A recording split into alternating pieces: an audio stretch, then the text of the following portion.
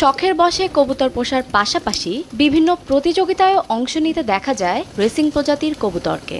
এসব পায়রার দাম তুলনামূলক বেশি হলেও এবার বেলজিয়ামের এক নিলামে অবিশ্বাস্য দামে বিক্রি হলো একটি কবুতর, যার মূল্য শুনলে চোখ কপালে উঠবে যে কারো। নিউকিম নামের স্ত্রী প্রজাতির এই কবুতরটির দাম উঠেছিল 16 লাখ ইউরো, যা বাংলাদেশি মুদ্রায় প্রায় 16 কোটি টাকা। 2 বছর বয়সী অসাধারণ এ কবুতরটি কিনে নেন চীনের এক ধনাঢ্য ব্যবসায়ী। নিলামকারী প্রতিষ্ঠান পিপার প্রধান নির্বাহী কর্মকর্তা জানান, সন্তান জন্মদানের সক্ষমতার জন্য পুরুষ কবুতরের চেয়ে নারী কবুতরের দাম সাধারণত বেশি হয়ে থাকে। নিউকিম গতকাল 16 লাখ ইউরোতে বিক্রি হয়েছে। গত বছর আরমান্ডোর ক্রেতাই সেটি কিনেছে। তবে নিরাপত্তার জন্য আমরা এই বিষয়ে বিস্তারিত প্রকাশ করতে পারি না। কবুতরটি দিনে এবং রাতেও আকাশে উঠতে পারে। 2018 সালে প্রথমবারের